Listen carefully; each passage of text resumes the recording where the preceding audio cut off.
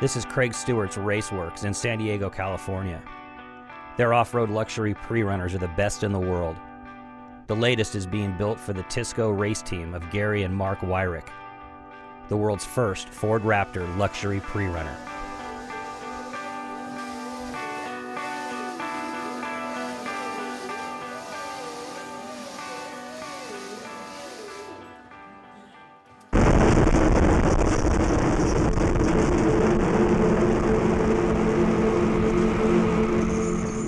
I don't think people around the world understand what a luxury pre-runner really is and what they're capable of doing. Everywhere we go, I mean, if you pull up next to a Ferrari, our trucks stand out. I mean, they're incredible machines. They're different, they're exotic. They do things that no other car in the world will do.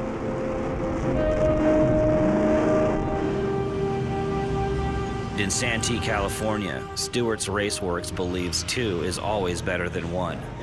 The stakes are high in the off-roading game, and doubling down is reserved for the most fearless of players, guys like Mark and Gary Weyhrich. The first truck was Mark's to start with, and then about 80% of the way through the build, Mark gave it to Gary, basically. Because he likes them, I guess. All good. Gary's gray truck did 2 trips down to La Paz with no problems, and they were ecstatic with it. Everything went perfect. Then we got down by San Felipe where it's just all tore up from all the races down there and stuff. Put it in 4th gear and just 80 miles an hour, and it would go faster, but it's just not worth going any faster, just pre-running. And that's when I called Craig that night and go, man, this thing is awesome.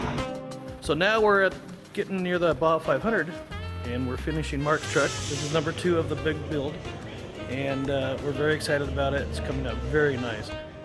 With Gary relentlessly pounding his pre-runner through the deserts of North America, brother Marks takes center stage back at the shop. Even though it's the second one, their method hasn't changed. It's still one of a kind. Everything is handmade like the first. Experience is the only help you'll find out on the edge. There are no telephone operators managing helplines. There are no catalog numbers or bolt-on solutions. There are no chat rooms with the answers. As these guys create and assemble this second prototype, everything comes together once again. Then it's torn apart and sent out for paint. And raw metal finally gets its skin. We got the chassis back from paint.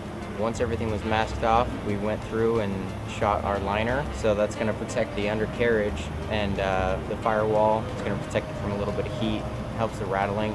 While it's setting up, I'll actually unmask it so that way the tape is easy to take off in those junctions where I want a clean tube right next to a coated panel, and it gives it a nice finished look.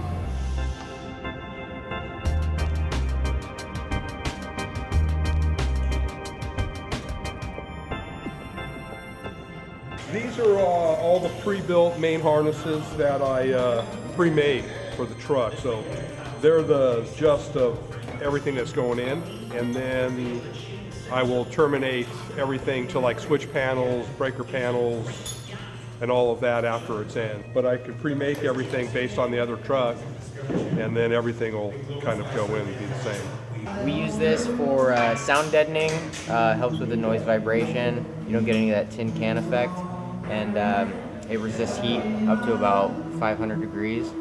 And you can see on here, it completely deadens any tinning that would happen. This is our front air conditioning unit. Both front and rear have climate control. We're going to have 2 ducts come out right here on each side of the center Motec GPS unit. So we're going to be pumping cold air out here, and then our rear AC is mounted behind the back seat, and that's going to pump air out through the top of the cab so that way it circulates the whole cab.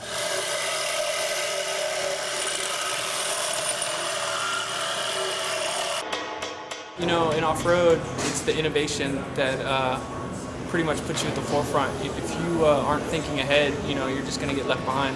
I love this truck. It's the first full cage Raptor that I know of in the off-road world.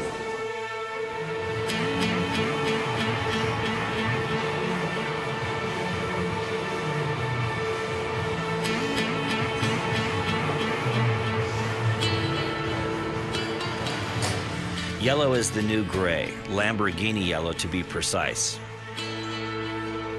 A stunning yellow paint job reminds the guys at Stewart's RaceWorks that this truck is indeed number 2. The same in every way, but with a signature all its own. They've managed a complete assembly while avoiding an assembly line. The truck is tested and focused without standardized tests or focus groups. Innovation and adventure have, for the moment, replaced procedure and tradition.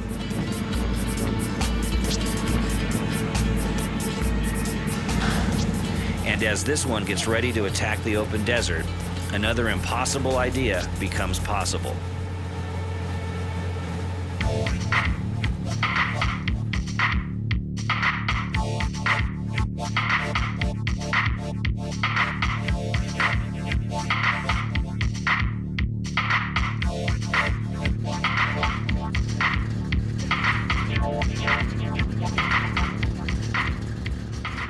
When I was young, I worked for a guy named Johnny Johnson. He and my dad, Ivan Stewart, probably had the first real pre-runners ever in the industry. Well, I built the one for Johnny Johnson, and then I maintained the one for my dad for years. So I guess I've been around them my whole life. It's a kind of a, my passion, I guess you want to call it. I really like doing real quality cars, because the race cars get kind of heavy-duty, brutal kind of a beast, where these are more creative, I guess.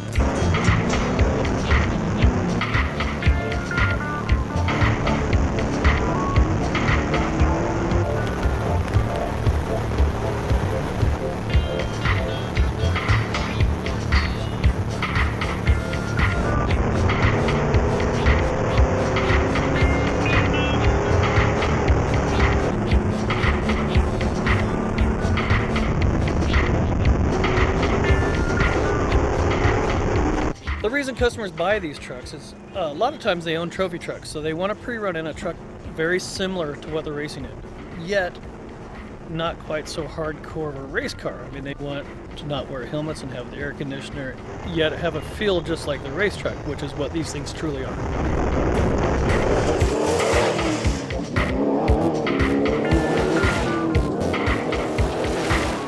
Basically a true trophy truck, 2-frame chassis, 600 horsepower, 600 foot-pounds of torque, 26 inches of wheel travel in the front, 32 in the back.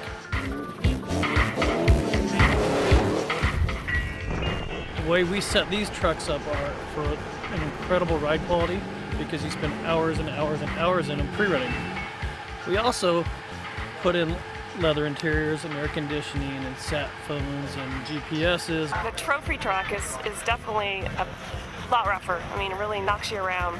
Where getting in this is just, it's like being in a car. It's smooth, it's amazing.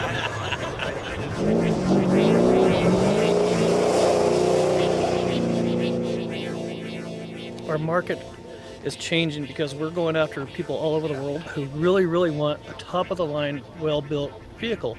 I mean, there's tons of people who just really, really respect and love cars, and this is one of the very, very best made on earth.